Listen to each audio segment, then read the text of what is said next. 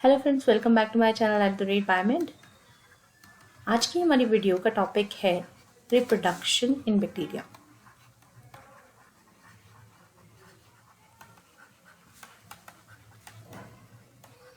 by different methods. Okay, reproduction in bacteria. In that, we are going to discuss the method transformation, transduction, recombination methods, and also binary fission. Okay, before starting the video, do not forget to like, say, share, and subscribe my channel. Do share and subscribe my channel. Okay. Reproduction in bacteria, how bacteria reproduce. देखिए, हमें पता है bacteria क्या है, unicellular यानी single cell contain करता है।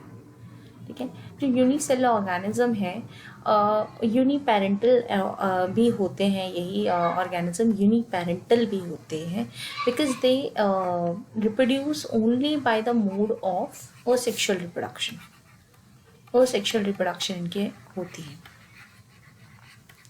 Okay, bacteria जो है वो सेक्सुअली रिप्रोड्यूस करता है। Mostly there is no sexual reproduction, कोई सेक्सुअल रिप्रोडक्शन इनकी नहीं होती। Okay, so asexual mode of reproduction से बात करें तो बैक्टीरिया कैसे रिप्रोड्यूस करता है? By the mode of binary fission. ठीक है, ओके, तो बाइनरी फिशन क्या होती है पहले हम वो देख लेते हैं, बाकी डिफरेंट मोड के बारे में भी धीरे धीरे बात करते हैं। सो यूनिसेलर हमने कहा, तो unicellular bacteria shape can be rod shape, can be circular, but unicellular bacteria कैसे डिवाइड करता है?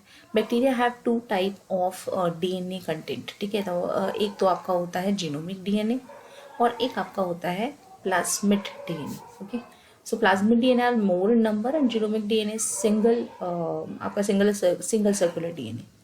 Now when binary fission takes place, then there is a equatorial wall is formed between the cell and the DNA content is also divided. Nuclear content is also divided. ठीक है, first there is replication. ठीक है, replication होती है, replication से जो हमारा number of genomic DNA है वो डबल हो जाता है।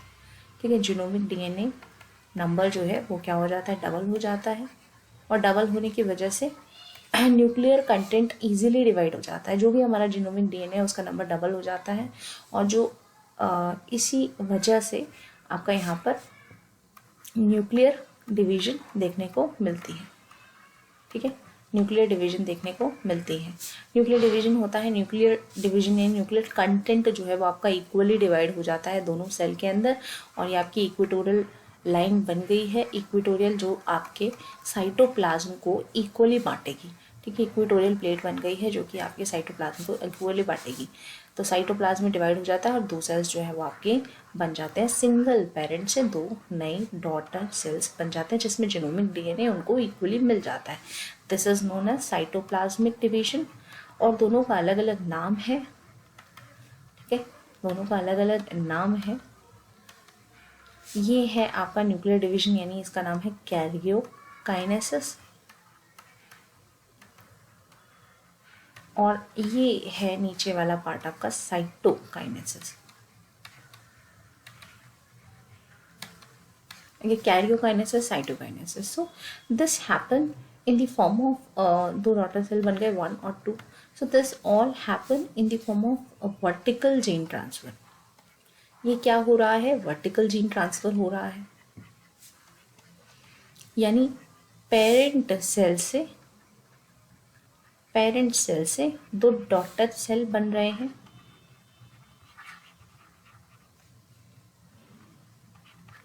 राइट, वर्टिकल जीन ट्रांसफर हम इसे बोलते हैं क्योंकि एक जनरेशन से दूसरे जनरेशन में जीन ट्रांसफर हो रही है। कौन सी जीन? जीनोमिक डीएनए की। जीन्स कहाँ से? जीनोमिक डीएनए जो है वो ट्रांसफर हो रहा है। ठीक है, वो ट्रांसफर यहाँ पर हो रहा है, और क्योंकि सिंगल पेरेंट इन्वॉल्व है तो ज़्यादा चेंजेस इसमें नहीं है, रेप्लिकेशन सेम हुई है। तो जो डॉटर डीएनए वो क्या बनाती है? क्लोन्स बनाती है, सेम सेल्स। ठीक है, copy of the parents, they are copy of the parents, the daughter cells are the copy of the parents. ठीक है, ज़्यादा इसके अंदर वेरिएशन आया नहीं है, चेंजेस आए नहीं है। तो bacteria have to live in many environments, right. Many different situations, many adverse condition. तो अगर जो पेरेंट कंडीशन थी वो पेरेंटल कंडीशन के अपोजिट कंडीशंस आ जाती हैं for the next generation, how they will survive, किस तरह से वो सर्वाइव करेंगे। तो इसके लिए bacteria have another mechanism for the gene transfer.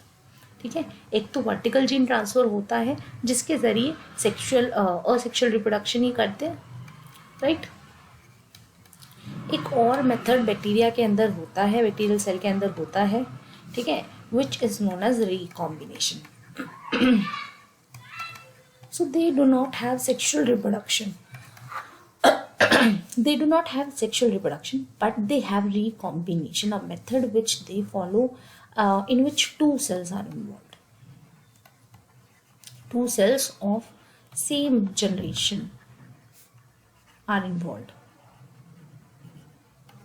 Okay, ऐसा नहीं है कि सारी रिकॉम्बिनेशन प्रोसेस के अंदर ऐसा होता है। केवल हम बात करें बैक्टीरिया के अंदर दो सेल्स होंगे, उन दोनों सेल्स सेम जनरेशन के इन्वॉल्व होंगे रिकॉम्बिनेशन प्रोसेस के अंदर। तो यहाँ पर हॉरिजॉन्टल जीन ट्रांसफ़र होता है, बैक्टीरिया के अंदर हॉरिजॉन्टल जीन ट्रांसफ़र होता है, और उस हॉरिजॉन्टल जीन ट्रांसफ़र के ज़रिए डिफरेंट प्रॉपर्टीज़ बैक्टीरिया एक्वायर कर लेते हैं to live in adverse condition. Naturally horizontal gene transfer इनके अंदर देखा जाता है, और आर्टिफिशियल भी इस मेथड को बहुत यूज़ किया जाता है for getting different commercial properties from the bacteria. So horizontal gene transfer है ये, और इसमें कौन सा डीएनए इन्वॉल्व है? Plasmid DNA, not the genomic DNA. Mostly the plasmid DNA is involve in this process for the recombination यानी जो gene already आपके पास थी उनको दोबारा से किसी और जीन के साथ कंबाइन करना, रिकम्बाइन करना, ठीक है, रिकॉम्बिनेशन हमारे पास हो गया। There are different methods of recombination in the bacteria. Number one is transformation,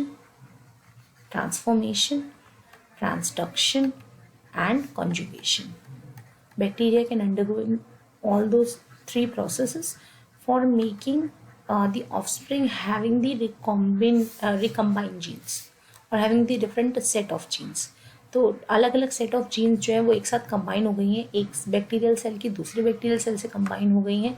इससे रिकॉम्बिनेशन सेल्स बन जाएंगे नए नए, तो वो क्लोन्स नहीं बनेंगे। Transformation, transduction and the third process was conjugation.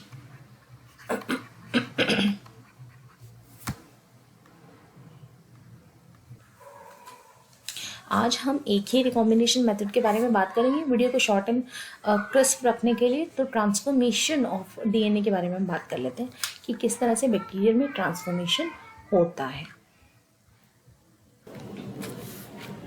Transformation क्या होता है? What do you mean by transformation? This mode of recombination in the bacteria means transfer of DNA, ठीक है, ट्रांसफर ऑफ डीएनए। कोई पूरा सेल कंटेंट ट्रांसफर नहीं हो रहा है, केवल transfer of DNA from one cell to another cell in a bacteria to another cell of bacteria, so that the host cell, so that the physiology of the host cell are changed, so that some physiological properties are changed. Physiological properties of the host cell are changed. Okay, so this is the transformation method. इसी को हम transformation कह रहे हैं। Who have discovered this? किसने discover किया? This method was discovered in the bacteria by the Frederick Griffith. बड़ा ही famous ये एक्सपेरिमेंट है, माइस एक्सपेरिमेंट है। उन्होंने क्या एक्सपेरिमेंटल ऑर्गेनिज्म लिया था? साइंटिस्ट फ्रेडरिक ग्रिफिथ ने ट्रांसफॉर्मेशन मेथड दिया था। एक्सपेरिमेंटल ऑर्गेनिज्म अगर हम बात करें तो वो थे mice, model organism mice, and pathogen जिस बैक्टीरिया की हम बात कर रहे हैं जो इन्फेक्ट करता है माइस को, that is diplococcus pneumonia.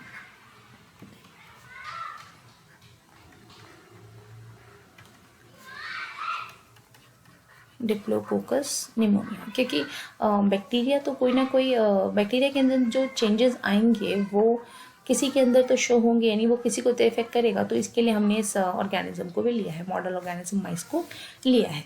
Frederick Griffith ने ये ट्रांसफॉर्मेशन एक्सपेरिमेंट किया था to show that to show the DNA is a to show DNA is a genetic material.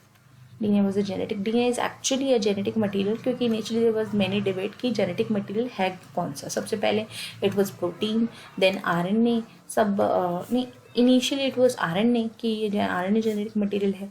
फिर उसके बाद माना गया कि प्रोटीन है, बट लास्ट फॉरवर्ड DNA जो है वो माना गया कि वो एक जेनेटिक मटेरियल है.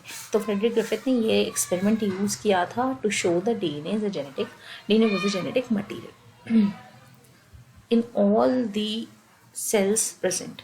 सभी सेल्स के अंदर DNA ही है जो जेनेटिक मटेरियल की तरह एक्ट करता है. ठीक है. So what was the experiment, what is, तो आइए देखते हैं कि एक्सपेरिमेंट क्या था. एक्सपेरिमेंट में फ्रेडरिक ग्रिफिथ ने माइस के अंदर इंजेक्ट किया था ये pathogen diplococcus pneumonia. So Diplococcus pneumonia have showing different effect on the mice. ठीक है. So this Diplococcus pneumonia have two strains, और हम कह सकते हैं दो तरह के बैक्टीरिया थे. ठीक है. दो strains थी. Some strains were the R strains. कुछ किसको हमने R strain कहा. R strain कहा उनके फिजिकल अपीयरेंस में, क्योंकि वो रफ कॉलोनीज प्रोड्यूस कर रहे थे. ठीक है. रफ कॉलोनीज प्रोड्यूस कर रहे थे. बैक्टीरिया की शेप कुछ ऐसे ऐसे ऐसे थी. ठीक है. बाहर से खुरदरी सी रफ, तो ये रफ कॉलोनीज थी. ठीक है. बट दे आर अवायरुलेंट, यानी ये जो अवायरुलेंट है मतलब ये एक से दूसरे तक डिजीज को ट्रांसमिट नहीं कर रहे, अवायरुलेंट है. दूसरा स्ट्रेन था एस स्ट्रेन. ठीक है. S strain was having the smooth colonies. Smooth colonies क्योंकि इनके ऊपर एक लिपिड लेयर थी, और वो लिपिड लेयर जो है इनको क्या बना रही थी, स्मूथ बना रही थी. ये जो रफ इनके ऊपर एक कोटिंग है उसके ऊपर एक लिपिड लेयर आ जाती है. वो लिपिड लेयर की वजह से they are appear in they have appearance of a smooth shape. Then but these strain of the bacteria were virulent, they are disease causing bacteria. ठीक है. So when mice were injected by different strains, different appearances were different conclusion was shown. तो क्या क्या थे देखते हैं. Experimental procedure क्या रहा. ठीक है. Number 1, when mice was injected with R strain bacteria. ठीक है. mice was injected with R strain bacteria, the mice survived. उन्हें कोई इफेक्ट नहीं पड़ा और वो जिंदा रह गए. Second, when mice were injected with S strain, obviously when they were virulent, what the effect they can do, किस तरह का इफेक्ट वो कर सकते थे. the mice will die. Third, now अब उन्होंने क्या किया, उन्होंने इस बैक्टीरिया को हीट किल्ड कर दिया, मतलब बैक्टीरियल स्ट्रेन को हीट के जरिए इस बैक्टीरियल स्ट्रेन को ख़त्म कर दिया. So R strain heat kill लिया उन्होंने. Heat killed, bacteria survive again, और sorry mice survive again. Then fourth, mice plus S strain heat killed.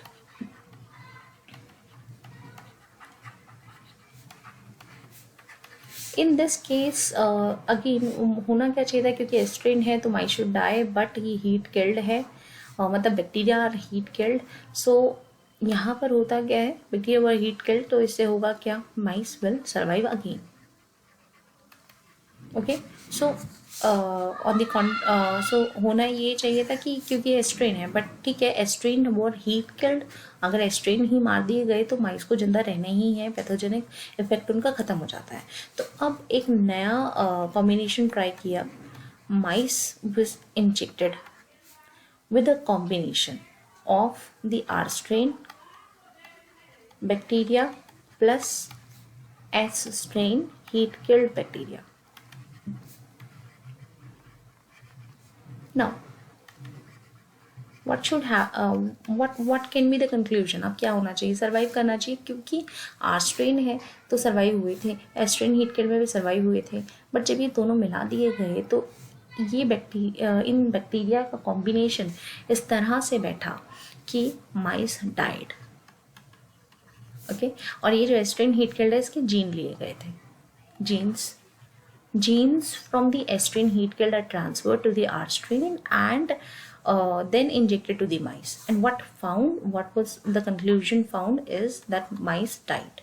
Okay, so what happened during this process? इस process के दौरान क्या हुआ, क्योंकि ग्रिफिथ इस process को properly explain नहीं कर पाए थे, उन्होंने बस ये कहा कि something happened to the R strain that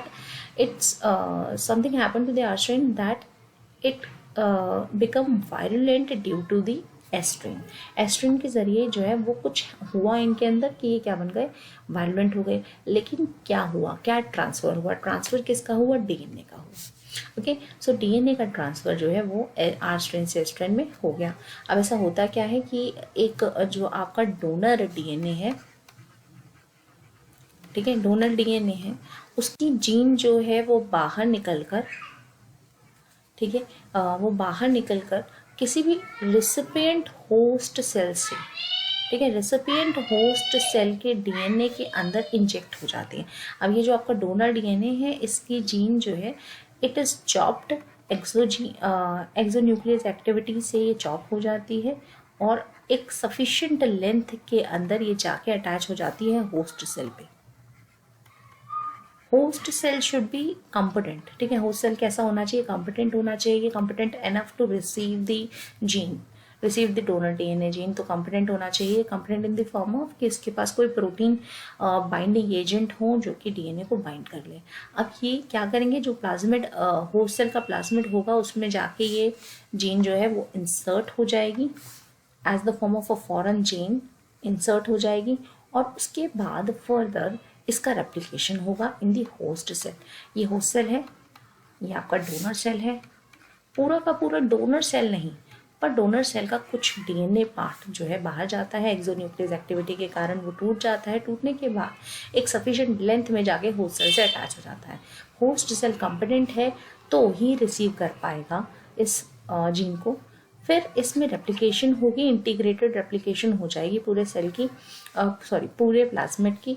और जब ये रेप्लिकेशन होगी तो वो दो रेप्लिकेशन होने के बाद दो नए डॉटर सेल प्रोड्यूस करेगा, जिसके अंदर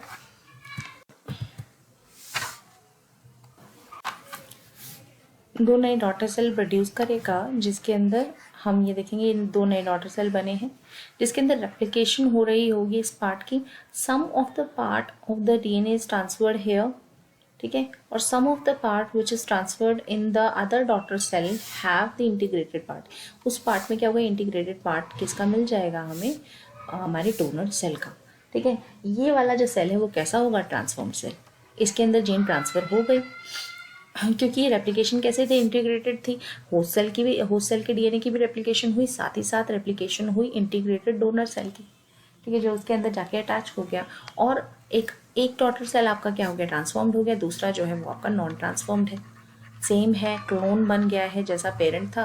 पहले वाला आप देख सकते हैं यहाँ पे कैसा हो गया है, कंबाइन होके से अटैच होके ट्रांसफॉर्म्ड हो गया है। ऐसा ही कुछ हुआ होगा, क्या हुआ होगा कि जो S strain heat killed cell था, हीट किल्ड की वजह से बैक्टीरिया तो मर गए बट डीएनए सर्वाइव, डीएनए का तो कुछ भी नहीं बिगड़ा, शायद जीन जो है वो आपकी वो तो सेम रहती है, हीट किल्ड होने के बाद भी जीन वहाँ पर रही। जीन को जब बाहर निकाला गया क्योंकि डीएनए इंसर्ट किया गया तो उसको बाद उसको हीट एक्सोन्यूक्लियस एक्टिविटी से एक परफेक्ट लेंथ बनाई गई जो कि इंटीग्रेट करनी थी होस्ट सेल में।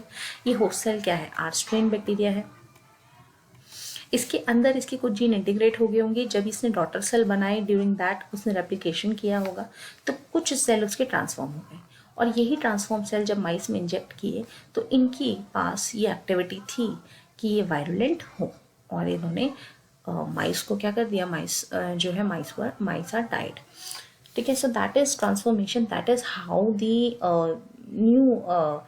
New physical forms are formed, new physiological activities are formed in the bacteria। Bacteria के अंदर इस तरह से जीन के अंदर चेंजेस आता रहता है।